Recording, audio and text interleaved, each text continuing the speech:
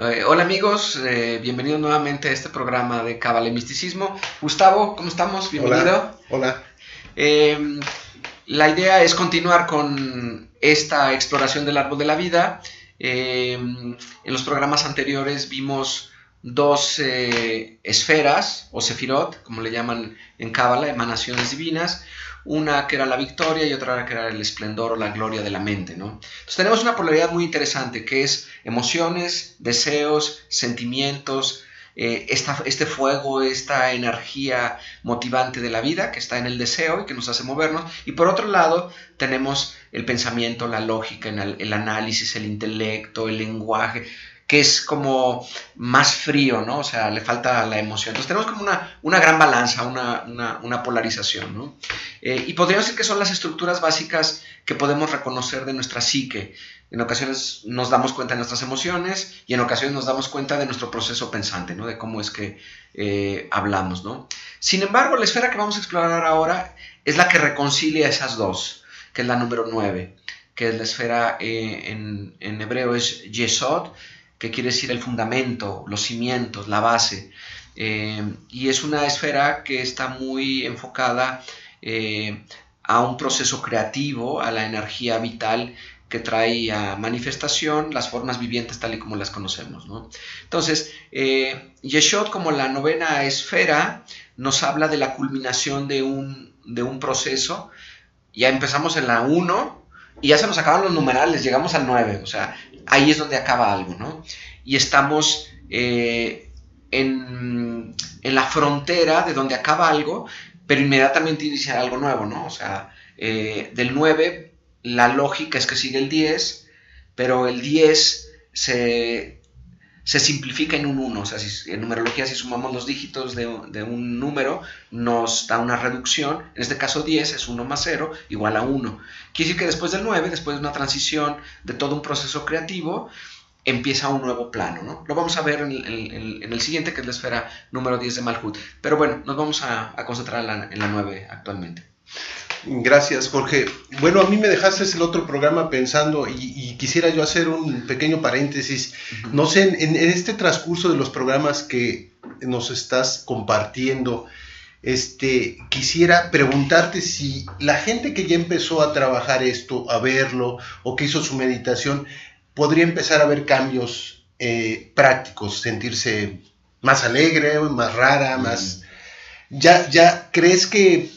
Digo, para que no se me espanten, porque van a decir, bueno, me metí en esto, ya veo programas, hago una meditación y ahora me siento...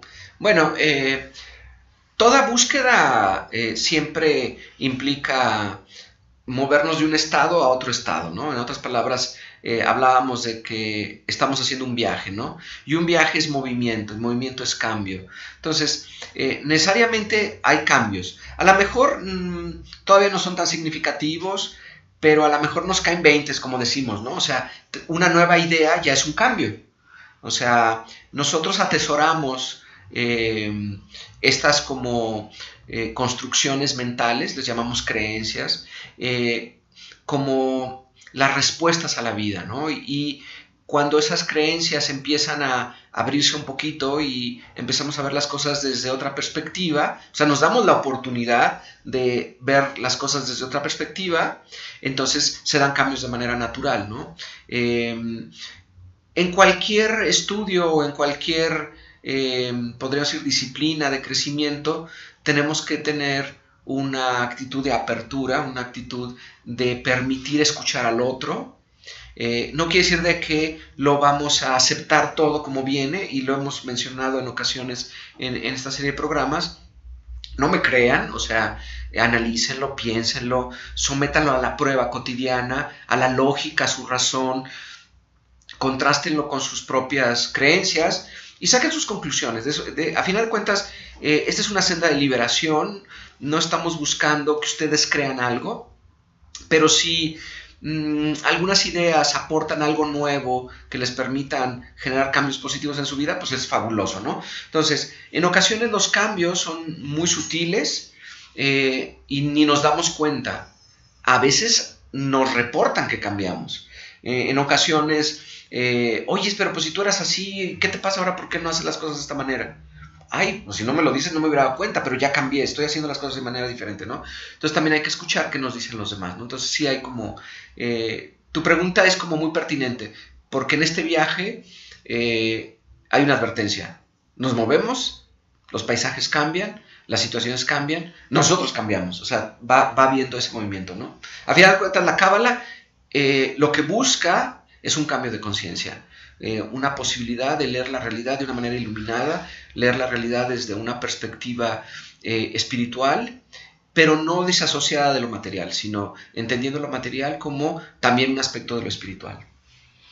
Te lo agradezco. Digo, esta anotación la quería hacer, este paréntesis, para nuestros amigos que me habían preguntado si en este caminar había cambios, y todos los cambios, al menos en este camino, son positivos. Si se sienten un poquito perdidos, no pasa nada. Claro. Van caminando para algo bueno para sus vidas. El simple hecho de caminar y moverse es función del universo.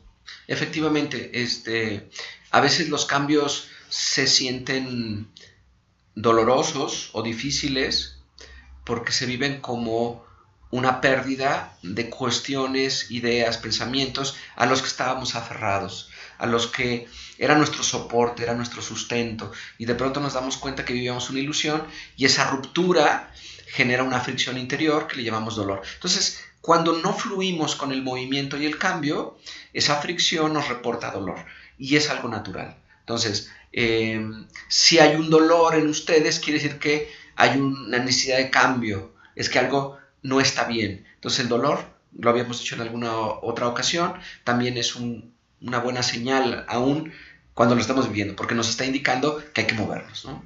Bien. Pero regresando a Yeshod, que es la esfera número 9,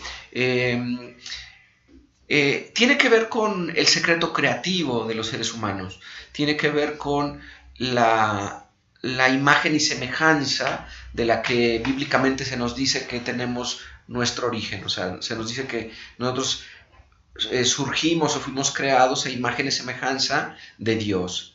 Lo interesante es la palabra que se utiliza en hebreo para referirse a Dios. Utilizan la palabra Elohim. Estamos creados a imagen y semejanza de los Elohim. Elohim es una palabra hebrea que tiene un singular que es Eloa, que básicamente quiere decir el más elevado, y es una palabra masculina. Sin embargo, tiene una terminación plural femenina que es im. Entonces, Eloa se transforma en Elohim, y esto se podría traducir las fuerzas divinas superiores que son tanto masculinas como femeninas. Quiere decir que nosotros fuimos formados ya en el mundo más cercano a la manifestación de un cuerpo físico, con esa diferenciación de la polaridad entre lo femenino y lo masculino, ¿no? Esta es la idea de Adán y Eva. Porque el primer Adán, el Adán primordial, es andrógino, quiere decir que tiene integrada la polaridad en la unidad. A partir de ese Adán andrógino surge la polarización. Yeshod te dice que hay que volver a unir esa polarización para ejercer esta imagen y semejanza divina.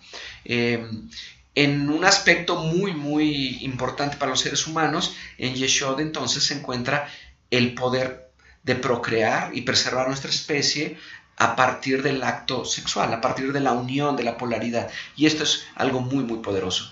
La prerrogativa que tenemos de poder crear a su vez, traer a manifestación almas que tengan una experiencia de vida en cuerpos que surgen de esta unión masculina-femenina, es uno de los obsequios más grandes que puede tener la humanidad. Y esto diviniza el acto sexual. En otras palabras, no tenemos por qué avergonzarnos de nuestra sexualidad, porque es un obsequio divino. Una interpretación negativa de este fundamento de la vida es lo que ha llevado a que los seres humanos no tengamos relaciones íntimas con una plenitud y una dimensión, podríamos decir, transpersonal o espiritual, ¿no? Entonces, ha habido muchos tabús y muchas cosas al respecto, lo sigue habiendo, porque es el poder más grande que tenemos, el poder de generar vida. Así que Yeshod es una esfera como muy poderosa, ¿no? Hay, dentro de la cierta tradición se habla de un hombre cósmico, le llaman Adán Kadmon, el hombre divino, pensado o concebido en la mente del Creador. Y este Yeshod vendría a ser como ese poder creativo de la divinidad, ¿no? Entonces Yeshod no únicamente es para nosotros, sino es para todo el universo. Todas las especies que tienen la capacidad de reproducirse y persistir aún ante la adversidad, con esa capacidad de adaptación, tienen este fundamento que es la vida misma, y eso es Yeshod. Por lo tanto, Yeshod nos impulsa a sobrevivir a partir de una estrategia muy eficiente que es reprodúcete. De ahí la admonición bíblica de que nos reproduzcamos y tengamos muchos niños, ¿sí? Sin embargo, tenemos que ser responsables al respecto, ¿no? Esto no implica únicamente crear nuevos seres humanos, sino también podemos crear en diferentes niveles, ¿no? Cuando diseñamos una casa o cuando creamos circunstancias en nuestra vida, estamos usando el mismo poder para reproducir nuestra especie, para crear circunstancias de vida benéficas. Entonces, cuando esta admonición de reproduzcanse, sí tiene esa connotación de, bueno, como estrategia de vida hay que ser muchos. Actualmente esa ya no es una buena estrategia de vida, ya somos demasiados, en el sentido de que hay que ser responsables, creadores responsables. En aquel entonces, cuando la expectativa de vida era alrededor de 25, 27, 30 años, y a una pareja se le morían de 10 niños 5, porque había un montón de enfermedades y accidentes y animales que se los comían y demás, tener muchos hijos aseguraba esa convivencia tribal, esos grupos incipientes que estaban generando civilización. En el momento que se establecen sistemas de protección, ciudades ya protegidas y demás, la reproducción empieza a generarse en otras áreas del quehacer humano, ¿no? Surgen, podríamos decir, los oficios, las profesiones, la creatividad, los artistas, los arquitectos, los ingenieros. O sea, en otras palabras, empezamos a ser creativos en otras áreas, ¿no? Entonces, Yeshod es una esfera complicada porque tiene que ver con eso, tiene que ver con el poder de traer a manifestación la vida. Pero la vida puede ser un organismo viviente, pero también la vida puede ser cualquier circunstancia en nuestra vida, ¿no? Ya en términos más cercanos, y probablemente en la siguiente plática podamos ampliar un poquito más, Yeshod es el centro rector de nuestra psique, y por lo tanto ahí tiene contenido los patrones subconscientes que modelan nuestra realidad, a través de los cuales interpretamos la vida, ¿no? Demasiada información. Te quisiera hacer una pregunta. Tenemos entonces una feminidad y una masculinidad todos los seres humanos, y cómo la podemos interpretar a un mundo actual en donde parece que la feminidad está mal vista en un hombre, o cómo se define, qué tipo de feminidad estamos hablando, o masculinidad en una mujer. Bueno, es una pregunta muy, muy interesante, que ha sido vista, reconocida y trabajada por la humanidad durante todo el tiempo, ¿no? O sea, una cosa es cómo mi psique tiene características masculinas y femeninas, y otra cosa es cómo mi estructura física es femenina o masculina. O sea, vamos a tener como una búsqueda de un balance, pero vamos a también tener expresiones de esas fuerzas internas o externas, si las quieres ver así. Y todo sirve a un propósito, todo sirve al propósito de la expresión de la gloria divina a través de un alma encarnada. Esto implica de que todos tenemos un sentido y un propósito en nuestra existencia, y esta idea de género, que está muy en boga actualmente, nos habla de una igualdad aún en las diferencias. Aún en estas situaciones donde yo veo que alguien siente y piensa de manera diferente a mí, bueno, esa persona es igualmente espiritual, esa persona sigue siendo un hijo divino, y su orientación simplemente habla de cómo es que su alma decidió enfrentar la vida en una circunstancia determinada, ¿no? Que es una encarnación. La cábala moderna habla de este sentido de igualdad, y descontextualizándola podríamos decir, de prejuicios y cuestiones morales y éticas que se han manejado a lo largo de la historia, y buscando una trascendencia, independientemente de la orientación de género o la orientación sexual o polarizada dentro de la mente humana, todos somos hijos divinos y todos tenemos los mismos derechos y las mismas responsabilidades con respecto a nuestros compañeros humanos. A final de cuentas, una vida solamente tiene sentido si hemos aprendido a amar. El amor es la llave de acceso a el propósito de la existencia. Y en esa polarización es que nosotros amamos. En esa polarización es en la que nos relacionamos con el otro, porque gracias al otro que me complementa, ya sea psíquicamente o físicamente, en esa polaridad femenina y masculina, es que yo retorno a mi unidad esencial. Y en eso está lo hermoso de las relaciones interpersonales, en la complementariedad que puede tener una pareja con respecto a nosotros, independientemente de la estructura como la estemos leyendo, ya sea física o psíquica. Me quedó claro. Otra cosa que te iba a preguntar, cuando dices la unión de dos personas para crear,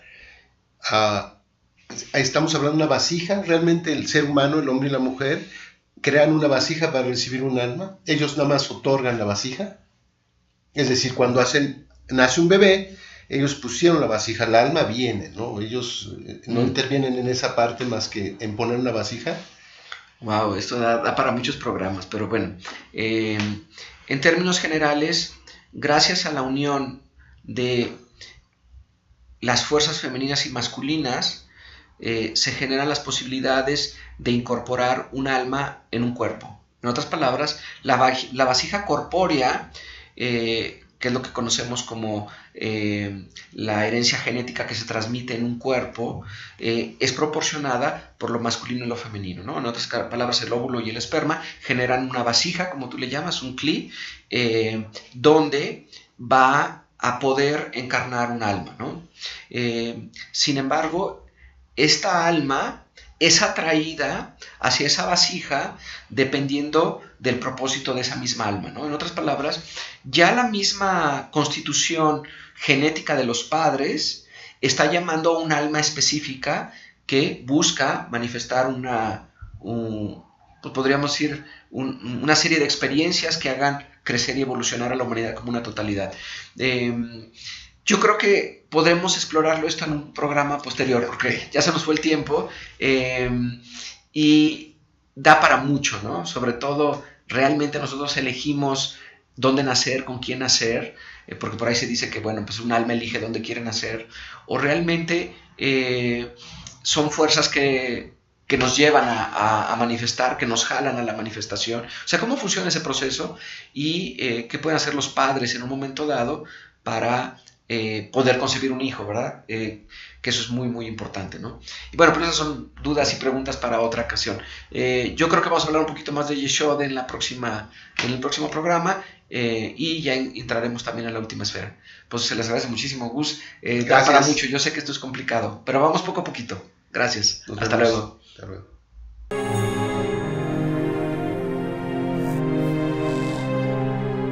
Si te gustó este programa, pues comparte el video, dale un like y suscríbete a este canal, y estarás recibiendo mucho más información y todos los programas. Saludos, hasta luego.